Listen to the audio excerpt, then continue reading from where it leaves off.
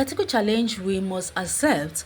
Fellow Nigerians, let me say categorically that anyone who has followed me closely would have noticed my admiration for the Wazirin Adamawa Alhaji Atiku Abubakar of all political leaders in their mid-70s. He is my favorite for very cogent reasons, as I shall explain briefly. From being a former high-ranking officer of the much maligned and impugned Nigerian customs and exercise. I am so impressed that he has since upgraded himself to an acclaimed international businessman, accomplished politician, respected educationist, and benevolent philanthropist. The second reason I admire him is the fact that despite the plethora of allegation and accusation of corruption against him, he is never been proven to have been guilty or culpable with regard to those allegations, and has never been prosecuted, much more convicted by any court of law in respect of any of those allegations.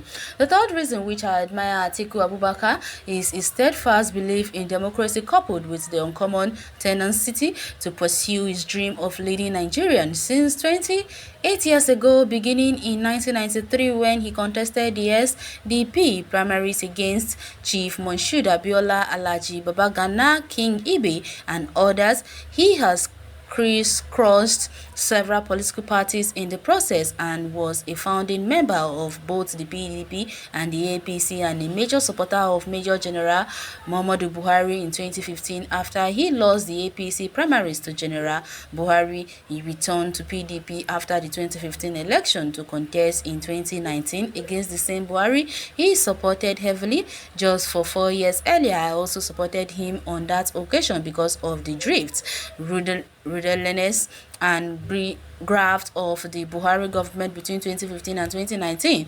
But unfortunately, Abubakar lost in very controversial and highly militarized election. I really hope he would win, as age was already counting against him, even if obviously he looks healthier than many of the much younger ones parading themselves about today.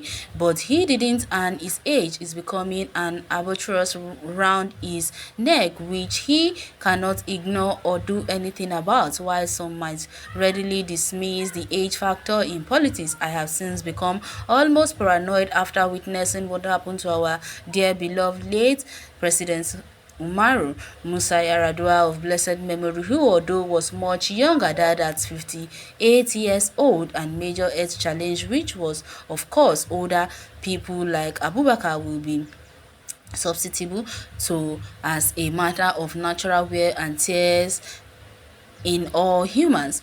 This uneasy for me because compounded when I considered the significant health care of Buhari in 2017 and how once again government almost became paralyzed until Vice President Yemi Osinbajo took over the mantle and came into his own. Health is wealth, they say, and in the life of a nation there cannot be any greater trees, as our experience over the past 13 to 14 years have shown. The problems of Nigeria are so gigantic that even an elephant can collapse under its sheer weight. It is for this major factor that many younger Nigerians and indeed patriotic older ones too are likely to resist an Atiku presidency in 2023. We simply do not want a geriatric in power display all known bad vice of geriatrics, including being stubborn, obstinate, and unyielding, added to others which I need not to go here. The fact that Atiku wishes to contest the next election despite the cacophony of defying noises advising otherwise demonstrates that he too suffers from these malaise. There's also another major challenge. How would it sound that another Fulani man of nearer 80 years than 70 replace the around 80-year-old Buhari in 2023 in a country littered with countless vibrant, brilliant, intelligent, detribalized, accomplished, and cosmopolitan young citizens from other ethnic groups, particularly in the southern part of the country and the Middle Belt.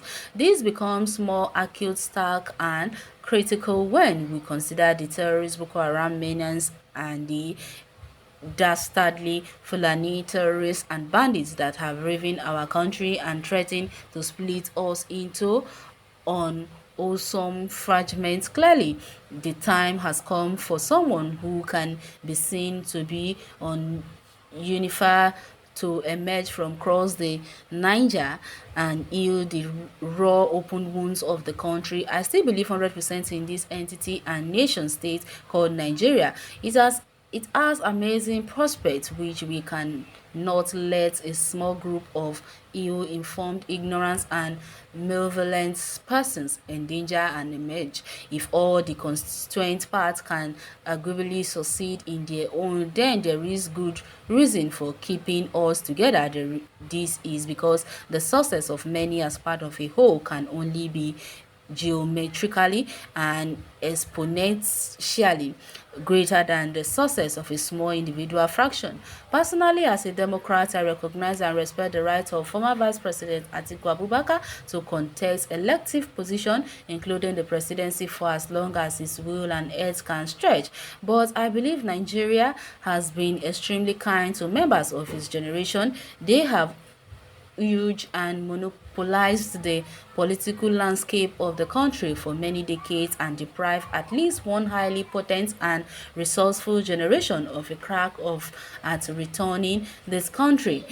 What could have been if this were the case can only be a matter of conjecture.